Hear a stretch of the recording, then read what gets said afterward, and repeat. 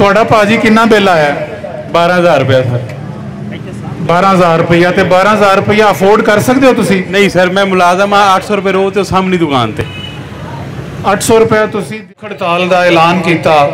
ए मेरा दोस्त बारी खान ने कहा कि जिन्ने दिन तू इत्थे भुख हड़ताल करनी है मैं भी करनी है। अपना इसी बैग आराम नाल सारी जिंदगी गुजार सकता है। उन्होंने किसी ना कोई मवाद नहीं, माज तक नहीं इन्होंने मिलया है। मैं वो सामने दुकान ते मुलाजम हाँ, 500 रुपये की दिहाड़ी ते। मैं उन्होंने गल सुन के इतों तक आ गया कि यार उन्हें साथ तो दियो।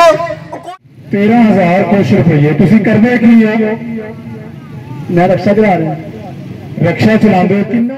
बोलो। 13,000 कुछ रुपये। 13,000 कुछ रुपये तुसी करदे की हो? मैं रक्षा चला रहा। रक्षा चलाते कितना कमा लेंगे महीने का? अं अपना 15 तो 20,000 देगा।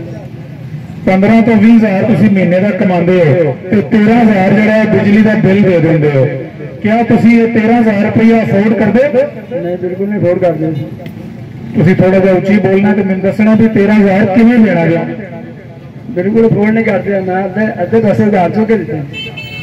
ਤੁਹਾਨੂੰ बिजली का बिल देने वास्ते अद्धे पैसे उधार देने पे ने, चुकने पे ने।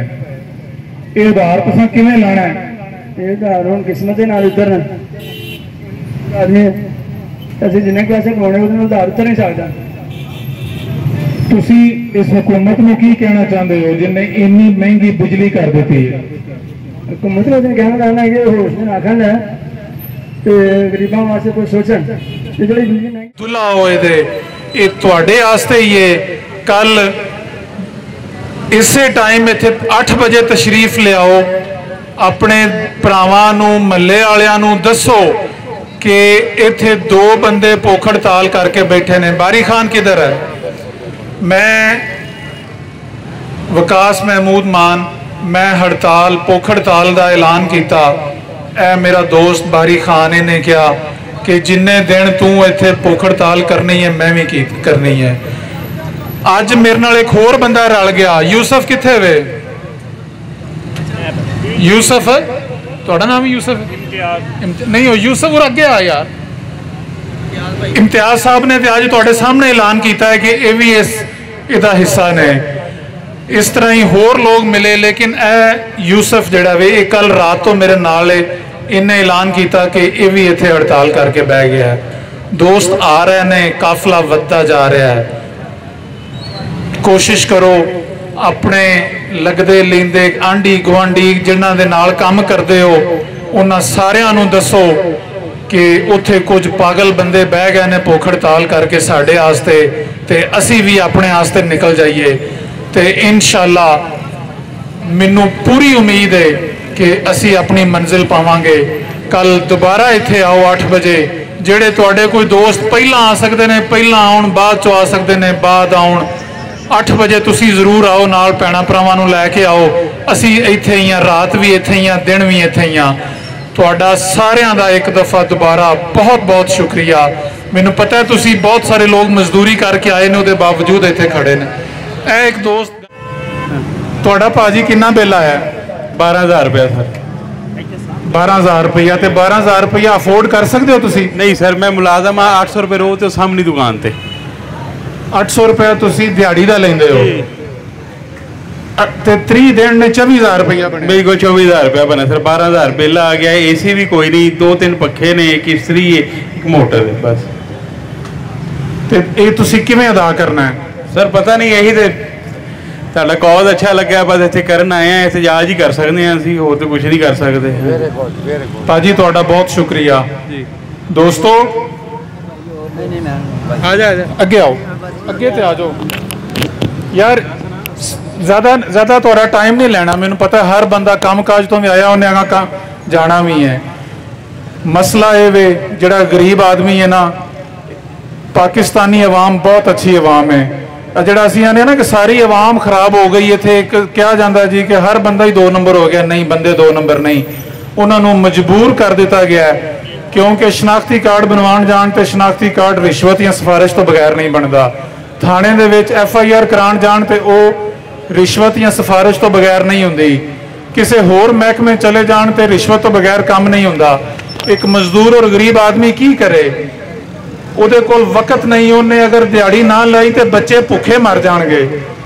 ਉਹ ਜਦੋਂ 2 ਫੇਰੇ ਲਾਂਦਾ ਤੇ ਉਹ ਆਂਦਾ ਯਾਰ ਕੋਈ 200-400 ਦੇਣਾ ਪਵੇ ਕਿਸੇ ਨੂੰ ਤੇ ਮੈਂ ਆਪਣਾ ਕੰਮ ਕਰਾ ਲਵਾਂ। ਕਿਸੇ ਕੋਲ ਇੰਨਾ ਵੀ ਟਾਈਮ ਨਹੀਂ ਕਿ ਉਹ ਇhtਜਾਜ ਕਰ ਸਕੇ। ਮੈਂ ਬਿਲਕੁਲ ਤੁਹਾਡੀ ਇਹ ਗੱਲ ਬਜਾ ਸਮਝਣਾ ਵਾਂ। ਦੋਸਤੋ, ਮੈਂ ਤੁਹਾਨੂੰ ਛੋਟੀ ਜੀ ਇੱਕ ਮੁਖਤਸਰ ਗੱਲ ਸੁਣਾਉਣਾ ਚਾਹੁੰਦਾ। 5 ਮਿੰਟ ਸਿਰਫ ਗੱਲ ਸੁਣ ਲਿਆ ਜੇ, 5 ਮਿੰਟ। ਮੇਰਾ ਨਾਮ ਵਿਕਾਸ ਮਹਿਮੂਦ ਮਾਨ ਹੈ। ਮੈਂ ਲਾਹੌਰ ਗਵਰਨਮੈਂਟ ਕਾਲਜ ਵੀ ਪੜ੍ਹਿਆ, ਮੈਂ ਬਰਤਾਨੀਆ ਵੀ ਡਿਗਰੀ ਲਈ। ਮੈਂ ਮਲਟੀਨੈਸ਼ਨਲ ਕੰਪਨੀਆਂ ਦੇ ਵਿੱਚ ਨੌਕਰੀ ਕੀਤੀ, ਬਰਤਾਨੀਆ 'ਚ ਕਾਰੋਬਾਰ ਵੀ ਕੀਤਾ। ਅੱਲਾ ਦਾ ਸ਼ੁਕਰ ਹੈ, ਜੋ ਕੁਝ ਕੀਤਾ ਆਪਣੀ ਮਿਹਨਤ ਨਾਲ ਕੀਤਾ। ਮੈਂ ਬਿਜਲੀ ਦਾ ਬਿੱਲ ਜਿੰਨਾ ਵੀ ਵੱਧ ਗਿਆ ਅਦਾ ਕਰ ਸਕਣਾ ਵਾਂ, ਇੰਨੀ ਇਸਤਤਾਤ ਹੈ ਮੇਰੇ ਅੰਦਰ। ਲੇਕਿਨ ਇਹ ਜਿਹੜੀ ਗਰੀਬ ਆਵਾਮ ਹੈ, ਆਮ ਆਦਮੀ, ਹੁਣ ਤੇ ਮਿਡਲ ਕਲਾਸ ਦਾ ਬੰਦਾ ਵੀ ਜਿਹੜਾ ਨਾ ਉਹ ਬਿਜਲੀ ਦਾ ਬਿੱਲ ਨਹੀਂ ਅਦਾ ਕਰ ਸਕਦਾ। ਇੰਨਾ ਵੱਡਾ ਮਸਲਾ ਬਣ ਚੁੱਕਿਆ ਹੈ ਪਾਕਿਸਤਾਨ ਦਾ। 4-5 ਬੰਦੇ ਤੁਸੀਂ ਇੱਥੇ ਇਹਨਾਂ ਦੀ ਗੱਲ ਸੁਣ ਲਈ ਹੈ, ਔਰ ਤੁਸੀਂ ਜਿੰਨੇ ਸਾਰੇ ਖੜੇ ਹੋ, ਤੁਹਾਡੇ ਸਾਰਿਆਂ ਦੇ ਦਿਲ ਦਾ ਹਾਲ ਉਹੀ ਹੈ ਜੋ ਇਹਨਾਂ ਨੇ ਗੱਲ ਕੀਤੀ ਹੈ। ਦੋਸਤੋ, ਮੈਂ ਔਰ ਮੇਰੇ ਨਾਲ ਮੇਰਾ ਦੋਸਤ ਬਾਰੀ ਖਾਨ, ਅਸੀਂ ਬਿਜਲੀ ਦਾ ਬਿੱਲ ਦੇ ਸਕਨੇ ਹਾਂ, ਲੇਕਿਨ ਅੱਲਾ ਨੂੰ ਹਾਜ਼ਰ ਨਾਜ਼ਰ ਜਾਣ ਕੇ ਆਨੇ ਆ। ਆਵਾਮ ਦਾ ਜਿਹੜਾ ਇਹ ਮਸਲਾ ਹੈ ਨਾ, ਅਸੀਂ ਆਪਣੀ ਗੱਲ ਕਰ, ਆਪਣੇ ਬਿਜਲੀ ਦਾ ਰੋਣਾ ਰੋ ਇੱਥੇ ਆ ਕੇ। ਹੋਰ ਵੀ ਜਿਸ ਬੰਦੇ ਨੇ ਗੱਲ ਕਰਨੀ ਹੈ, ਭਾਜੀ ਥੋੜਾ ਜਿਹਾ ਪਿੱਛੇ ਆ, ਜਿੰਨੇ ਆਪਣੀ ਬਿਜਲੀ ਦੇ ਬਿੱਲ ਦਾ ਮਸਲਾ ਰੋਣਾ ਹੈ ਜਾਂ ਮਹਿੰਗਾਈ ਦਾ ਰੋਣਾ ਹੈ, ਦੋਸਤੋ ਇਹ ਤੁਹਾਡੇ ਵਾਸਤੇ ਮੌਕਾ, ਇੱਥੇ ਆ ਕੇ ਆਪਣੀ ਗੱਲ ਕਰੋ। ਕਿੰਨਾ ਬਿਜਲੀ ਦਾ ਬਿੱਲ ਆਇਆ ਜੀ? 7200 ਰੁਪਇਆ ਜੀ। 7200 ਰੁਪਇਆ। ਤੁਸੀਂ ਕੀ ਕਰਦੇ ਹੋ? ਮੈਂ ਪਲੰਬਰ ਦਾ ਕੰਮ ਕਰਨਾ ਜੀ। ਦਿਹਾੜੀ ਅੱਜ ਨਹੀਂ ਲੱਗੀ। ਅੱਜ ਦਿਹਾੜੀ ਨਹੀਂ ਲੱਗੀ। ਮਹੀਨੇ ਦਾ ਕਿੰਨਾ ਕਮਾ ਲੈਂਦੇ ਹੋ? ਤਕਰੀਬਨ 15-20 ਹਜ਼ਾਰ ਜੀ। 15-20 ਹਜ਼ਾਰ। ਮੈਂ ਮਾਈਕ ਤੁਹਾਨੂੰ ਦੇਣ ਲੱਗਾ, ਆਪਣੀ ਗੱਲ ਆਪ ਸੁਣਾਓ ਤੇ ਜ਼ਰਾ ਉੱਚੀ ਬੋਲਣਾ ਹੈ। ਭਾਜੀ ਗੱਲ ਇਹ ਵੇ ਕਿ ਸਾਰੇ ਬੰਦੇ ਮਜ਼ਦੂਰ ਨੇ ਤੇ ਭਾਈ ਦੀ ਗੱਲ ਜਿਹੜੀ ਨਾ ਸਾਰੇ ਗੌਰ ਨਾਲ ਸੁਣੋ ਕਿ ਹਰ ਬੰਦੇ ਨੂੰ ਬਿੱਲ ਆਇਆ। ਮੈਂ ਵੀ ਤੁਹਾਡੇ ਤਰ੍ਹਾਂ ਮਜ਼ਦੂਰ ਹਾਂ ਕਿ 7200 ਮੈਨੂੰ ਬਿੱਲ ਆਇਆ ਕਿ ਮੇਰੀ ਫੋਰਡ ਨਹੀਂ ਹੈ ਕਿ ਮੈਂ ਉਹਨੂੰ ਅਦਾ ਕਰ ਸਕਾਂ। ਬੜੀ ਸ਼ੁਕਰੀਆ, ਬੜੀ ਮਿਹਰਬਾਨੀ ਭਾਜੀ ਤੁਹਾਡੀ।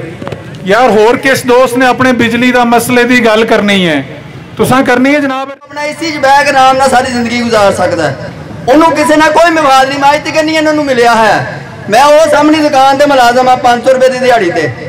ਮੈਂ ਉਹਨਾਂ ਦੀ ਗੱਲ ਸੁਣ ਕੇ ਇੱਥੋਂ ਤੱਕ ਆ ਗਿਆ ਕਿ ਯਾਰ ਉਹ ਸਾਥ ਤੇ ਦਿਓ, ਉਹ ਕੋਸ਼ਿਸ਼ ਤੇ ਕਰੋ, ਔਰ ਰਲੋ ਮਿਲੋਗੇ ਤਾਂ ਸਾਰਾ ਕੁਝ ਹੱਲ ਹੋਏਗਾ। ਕੱਲਾ ਬੰਦਾ ਕੱਲਾ ਹੀ ਰਹਿ ਜਾਂਦਾ ਹੈ, ਕੋਈ ਨਹੀਂ ਕਿਸੇ ਦਾ ਸਾਥ ਦਿੰਦਾ ਹੈ। ਕੌਣ ਆਇਆ ਹੈ ਤੁਹਾਡਾ ਸਾਥ ਦੇਣ ਵਾਸਤੇ? ਵਾਕਈ ਵਿੱਚ ਤੁਹਾਡਾ, ਤੂੰ ਜਾਣਦੇ ਹੋ ਇਹਨੂੰ? ਇੱਕ ਬੰਦਾ ਤੁਹਾਡੀ ਖਾਤਰ ਆਇਆ ਯਾਰ, ਤੁਸੀਂ ਉਹਨੂੰ ਤੁਹਾਡੇ ਕੋਲ ਪੈਸੇ ਮੰਗ ਰਿਹਾ, ਤੁਸੀਂ ਖਲੋ ਕੇ ਉਹਦੀ ਗੱਲ ਨਹੀਂ ਸੁਣ ਸਕਦੇ। ਜੇ ਮਜ਼ਰੂਬ ਆਦਮੀ ਹੋ ਤੁਸੀਂ ਯਾਰ, ਸਾਰੇ ਦੇ ਸਾਰੇ। ਤੁਹਾਨੂੰ ਉੱਤੇ ਬੁਲਾਉਂਦਾ ਗੱਲ ਕਰਨ ਵਾਸਤੇ, ਕੋਈ ਗੱਲ ਕਰਨ ਜੋਗਾ ਰਵਾਦਾਰ ਨਹੀਂ ਹੈ ਯਾਰ। ਸਪੈਸ਼ਲ ਆਏ ਨੇ ਤੁਹਾਡੇ ਵਾਸਤੇ, ਉਹਨਾਂ ਨੇ ਕੈਂਪ ਲਾਇਆ, ਇਹ ਪੈਸੇ ਲਾਏ ਨੇ ਤੁਹਾਡੇ ਵਾਸਤੇ ਲਾਏ ਨੇ ਕਿ ਯਾਰ ਇਸ ਕੌਮ ਦੇ ਬਾਰੇ ਕੁਝ ਕੋਸ਼ਿਸ਼ ਕਰੀਏ, ਸ਼ਾਇਦ ਇਹ ਸੁਧਰ ਜਾਣ। ਕੋਸ਼ਿਸ਼ ਕਰੀਏ, ਇਹਨਾਂ ਦੇ ਨਾਲ ਲੱਗੀਏ। ਜੇ ਨਾਲ ਲੱਗਾਂਗੇ ਤਾਂ ਯਾਰ ਅੱਗੇ ਚੱਲਾਂਗੇ। अस्सलाम वालेकुम जी दोस्तों, मैं तकरीबन आन तो पहले मेरा एक ग्रुप है, ਉਹਦੇ ਵਿੱਚ 30 ਕੁ ਬੰਦੇ ਨੇ। 30 ਬੰਦਿਆਂ ਨੂੰ ਮੈਂ ਕਾਲ ਕੀਤੀ ਕਿ ਭਾਈ ਸਾਡੀ ਰਾਤ ਦੇ ਖਾਤਰ, ਸਾਡੇ ਬੱਚਿਆਂ ਦੇ ਵਾਸਤੇ, ਅਸੀਂ ਆਪਣੀ ਤੇ ਜਿੰਨੀ ਕੁ ਹੈ ਉਨੀ ਕੁ ਕੱਢ ਬੈਠੇ ਆ ਨਾ। ਬਾਲ ਹੁਣ ਛੋਟੇ ਨੇ। ਮੈਂ ਕਿਹਾ ਇੱਕ ਭਾਈ ਸਾਡੇ ਬੱਚਿਆਂ ਦੀ ਖਾਤਰ ਤੇ ਭੁੱਖ ਹੜਤਾਲ ਕਰਕੇ ਬੈਠੇ ਨੇ, ਤੇ ਆਓ ਯਾਰ ਚੱਲ ਕੇ ਉਹਨਾਂ ਦਾ ਸਾਥ ਦਈਏ। 8:30 ਵਜੇ ਦਾ ਟਾਈਮ ਦਿੱਤਾ ਸੀ ਉਹਨਾਂ ਨੂੰ। ਅਖੀਰ ਤੰਗ ਆ ਕੇ ਕੋਈ ਨਹੀਂ ਆਇਆ। ਮੈਂ ਕਿਹਾ ਮੈਨੂੰ ਕਿਸੇ ਦੀ ਜ਼ਰੂਰਤ ਨਹੀਂ, ਮੈਂ ਇਕੱਲਾ ਜਾਵਾਂਗਾ, ਤੇ ਮੈਂ ਇਕੱਲਾ ਇੱਥੇ ਪਹੁੰਚਿਆ। ਬਾਕੀ ਗੱਲ ਰਹਿ ਗਈ ਬਿੱਲ ਦੀ। 21 ਤੋਂ 22 ਹਜ਼ਾਰ ਰੁਪਇਆ ਮਹੀਨਾ ਮੈਂ ਕਮਾਨਾ, ਤੇ 23,500 ਮੈਨੂੰ ਬਿੱਲ ਆਇਆ। ਹੁਣ ਮੈਨੂੰ ਇਹ ਨਹੀਂ ਸਮਝ ਆਉਂਦੀ ਕਿ ਮੈਂ ਬਿੱਲ ਤਾਰਨਾ ਜਾਂ ਘਰ ਦਾ ਰਾਸ਼ਨ ਪਾਣਾ। ਹੁਣ ਇਹ ਤੁਸੀਂ ਭਰਾ ਵੀ ਹੋ ਤੇ ਤੁਹਾਡਾ ਹਾਲ ਵੀ ਮੇਰੇ ਵਰਗਾ ਹੀ, ਕਿਉਂਕਿ ਜੀ ਮਜ਼ਦੂਰ ਆ ਸਾਰੇ, ਤੇ ਮਜ਼ਦੂਰਾਂ ਦਾ ਜਿਹੜਾ ਹਾਲ ਹੈ ਉਹ ਹਰ ਬੰਦੇ ਨੂੰ ਪਤਾ ਕਿ ਕਹਿੰਦਾ ਹੈਗਾ। ਤੇ ਮੈਂ ਤੇ ਇਹੀ ਕਹਾਂਗਾ ਕਿ ਭਾਈ ਖਲੋਤੇ ਨੇ ਤੇ ਮੈਂ ਇਹਨਾਂ ਦੇ ਨਾਲ ਖੜਾ ਵਾਂ, ਤੇ ਕੋਸ਼ਿਸ਼ ਇਹ ਹੋਈ ਹੈ कि जिन्नी देर तक मेरे भी साह दे विच साह ने ना, मैं मोटरसाइकिल है खड़ा कर दिता तो इन्हां दे नाल अज बैठा। ये मैनू नहीं जानते, मैं इन्हां नूं नहीं जानता। पहली बारी शक्ल वेखण दिया इन्हां दी, ये भी मैनू पहली बारी वेखण दिया। तो इंशाअल्लाह तुसीं इन्हां नूं ते मैनू इत्थे ही वेखोगे।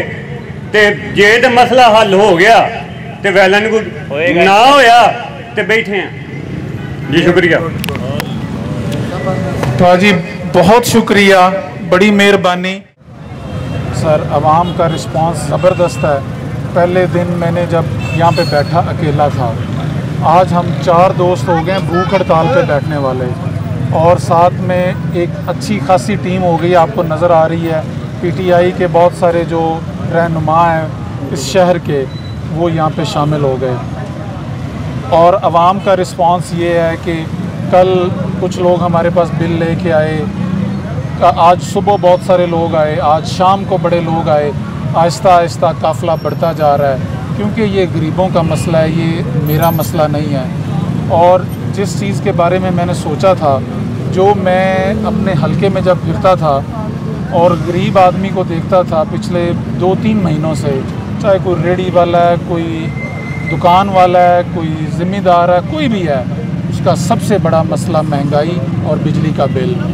और मैंने महसूस किया कि ये एक आम आदमी का सबसे बड़ा मसला है। और सियासत जो है, सियासत अगर आपने करनी है तो आपने आम आदमी की ज़िंदगी में बेहतरी लाने के लिए करनी है। कम से कम मैंने तो यही सोचकर मैं सियासत में आया था। मैं लंदन से अपनी बड़ी आराम और आसाइश की ज़िंदगी छोड़ के इसलिए आया था कि पाकिस्तान में पिसे हुए तबके और आम आदमी की ज़िंदगी में बेहतरी लानी है। सो उसके लिए आवाज़ बन के खड़ा हूँ। काफ़िला बढ़ता जा रहा है। मेरे सारे दोस्त मेरे इर्द गिर्द खड़े हैं। माजिद मंजूर साहब हैं, शाहनवाज सराज साहब हैं, बाकी और दोस्त पीटीआई के खड़े हैं, शमस भट्टी साहब हैं, बाकी जिनका नाम नहीं लिया वो भी मेरे से बड़े लीडर हैं सारे। मैं तो एक वर्कर आदमी हूँ जी।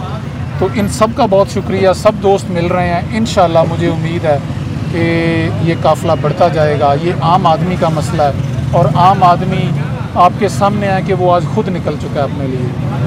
ये बताइए कि आपके इर्द गिर्द जो पीटीआई के लोग हैं, दीगर जमातों के लोग भी आपके साथ जाती के लिए आ रहे हैं, क्योंकि ये खालिस्तान अवाम का मसला है।